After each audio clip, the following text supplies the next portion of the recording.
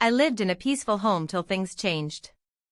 My name is Nancy, and I was raised in what I thought was the perfect family. My dad was the provider, strong, hardworking, and always there for me. My mom, warm and nurturing, kept everything in order. From the meals we ate to the love that bound us together. They seemed like a perfect match, a pair that defied the odds of modern relationships.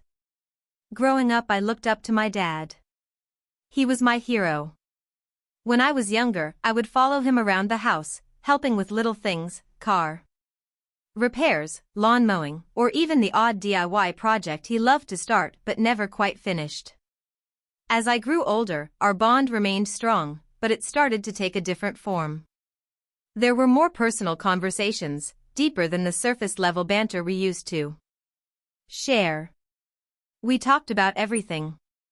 Life, his dreams, my future, and sometimes things that felt a little too personal for a father-daughter relationship. But I didn't see it as strange. Dad was just someone I could confide in. He was always there for me, even when Mom was busy or too tired to listen. We had this connection that was different from what I had with her. And I didn't think much of it. Until one day I noticed something odd. It was a quiet Sunday afternoon. My mom had gone to visit a friend, leaving Dad and me alone in the house. Nothing unusual about that. We had spent time alone before. But something about that day felt different. The way he looked at me, the way he smiled when he talked. It was almost as if he was seeing me not just as his daughter but as something more. At first I shrugged it off, convincing myself it was just my imagination. After all, Dad had never been anything but kind and caring. But as the days went on, little things started to add up.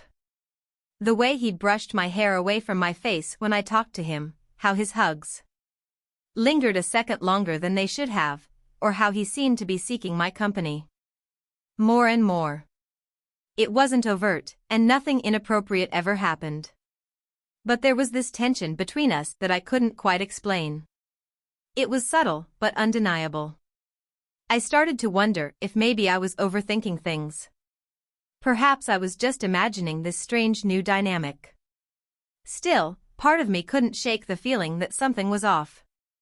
And soon enough, it became clear that I wasn't the only one noticing these changes. My mom had started acting differently too. She became more distant, watching us carefully when Dad and I would talk or share a laugh. I could see the suspicion growing in her eyes, but I refused to believe that anything was wrong. Yet, the atmosphere in our house was changing. The once warm and loving environment was becoming tense, filled with unspoken words and lingering stares. And though I wanted to keep things normal, I felt like I was stuck in the middle of something I didn't fully understand. As weeks passed, the tension in our house thickened. My mom's distant stares turned into cold silences, and my dad seemed increasingly drawn to me in ways that were hard to define. It was small, almost imperceptible gestures, like him standing a little too close when we talked, or how he'd find excuses to be around me, even when there was no real need. It made me uncomfortable, but I kept pushing the feelings aside. After all, this was my dad. He would never cross any lines, right? One evening, after dinner, my mom abruptly stood up and announced she was going out. It wasn't like her to leave without telling us where she was going, but neither my dad nor I questioned it. As soon as the door closed behind her, I noticed the change in Dad's demeanor. He seemed relieved, almost excited. And he suggested we watch a movie together. I tried to act normal, but something about being alone with him now felt different. Like there was an invisible line between us that was gradually being erased. As we sat on the couch, the movie playing in the background, I could feel his eyes on me. Not in the way a father usually watches his daughter, but in a way that made me feel self-conscious. My heart raced, though I didn't know why. I kept my eyes glued to the screen, trying to ignore the growing discomfort in the room. Suddenly, Dad leaned over and placed his hand on my shoulder. It was an innocent enough gesture, but it felt heavy. His hand lingered and I could feel the warmth of his touch seeping through my skin. I stiffened, unsure of how to react. He didn't move his hand, and instead, he turned toward me. His face closer than it had ever been before. "Nancy," he said, his voice low, almost hesitant. "You know I'm always here for you, right? You can talk to me about anything." I nodded, but my throat felt tight. Thinking about the way he said it felt different. I wanted to believe he was just being the supportive dad I'd always known. But deep down, a part of me wasn't so sure anymore. "Is everything okay?" I asked, hoping to steer the conversation back to normalcy. He looked at me for a long moment.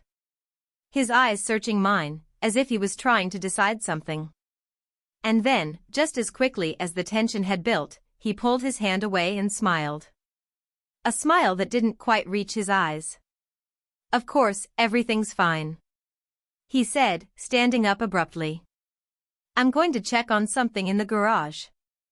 As he left the room, I let out a breath I didn't realize I'd been holding. My mind was racing. Was I imagining things? Was I reading too much into innocent moments? I shook my head, trying to dispel the doubts clouding my thoughts.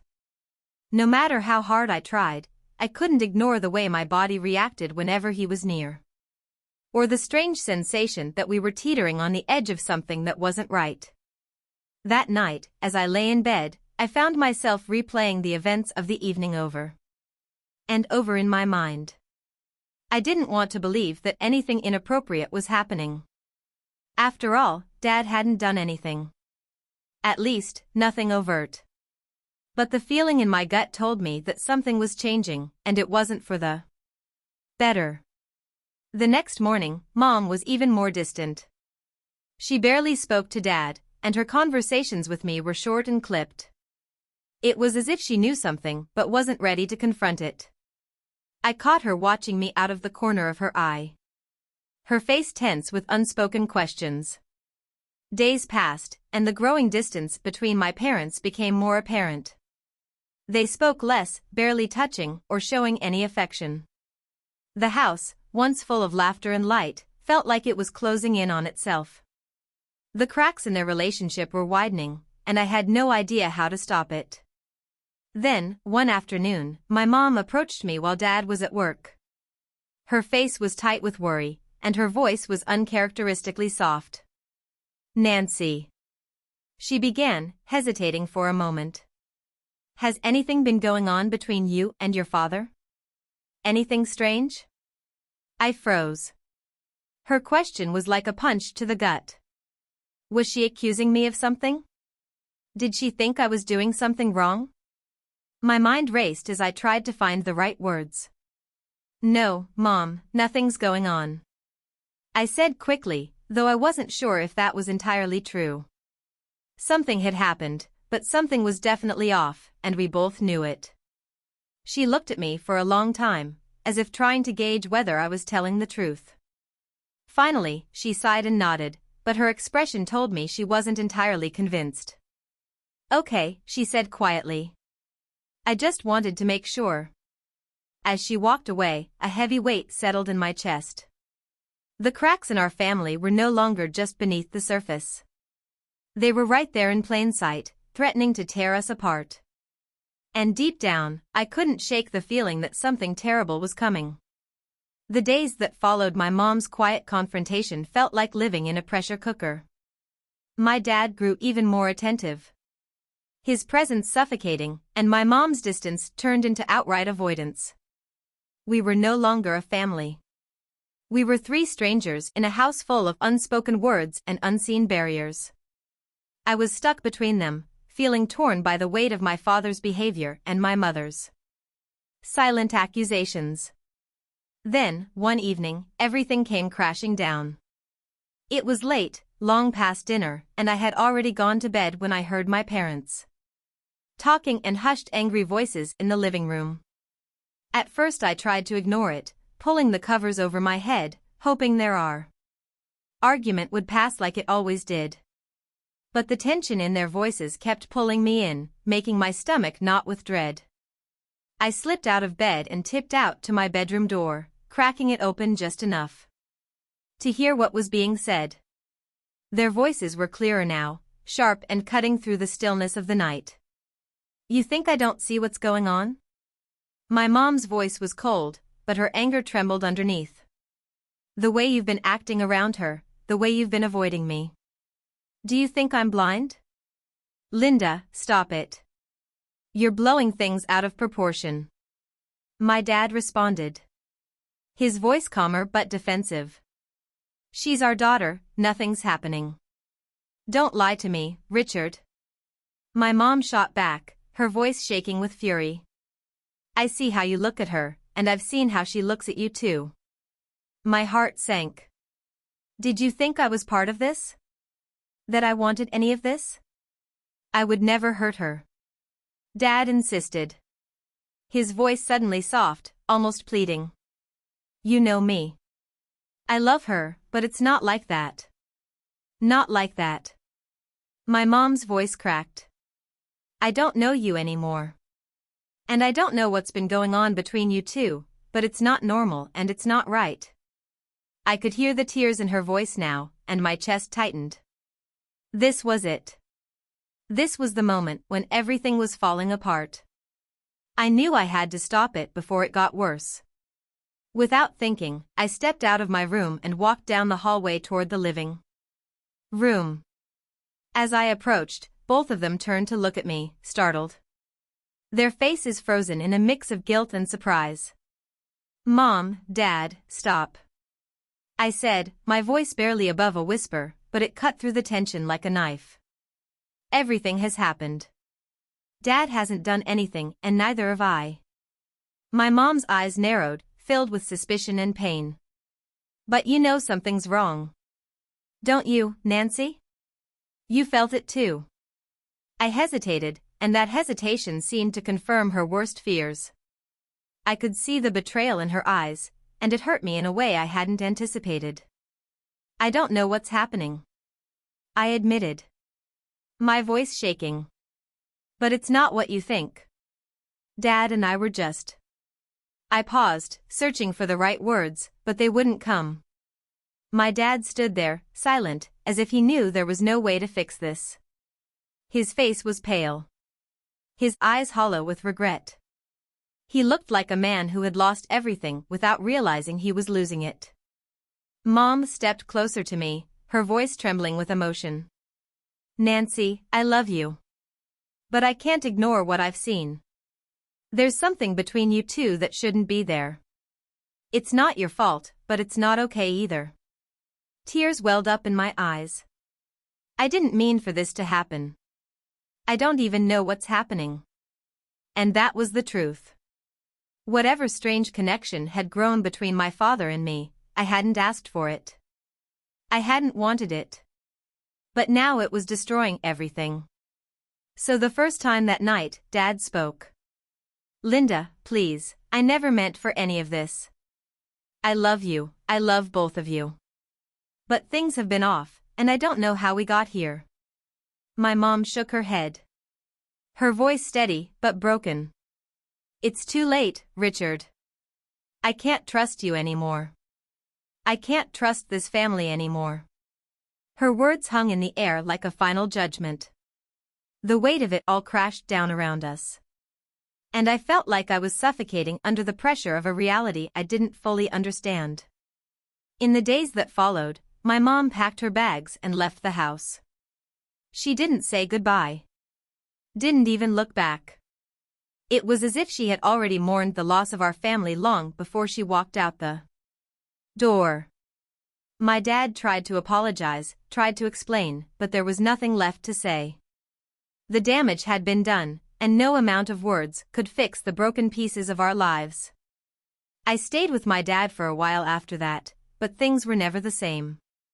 The unspoken tension that had lingered between us for months was now a permanent fixture. A reminder of the invisible line that had been crossed. Even if neither of us fully understood how or why. Eventually I moved out, desperate to escape the weight of the past. My relationship with my dad remained strained, and my mom, well, she never really forgave. Me, or him, or the situation. Our once peaceful home was gone, replaced by a silence that spoke louder than any argument ever could. And in that silence, I realized that sometimes the things that destroy a family aren't the loud, obvious betrayals. Because it's the quiet, subtle cracks that go unnoticed until it's too late to repair them. Years passed, and though the pain of what happened dulled over time, it never fully went away. My parents divorced, and I found myself caught in the middle of a rift that could never be healed. I tried to move on, to build my own life away from the shadows of that broken home. But every now and then, I'd catch myself thinking back to those moments. The unspoken tension, the things left unsaid, and wonder if there was something I could have done differently. I never spoke to my dad about that night again. We still talk, of course, but there's a distance between us now that can never be bridged.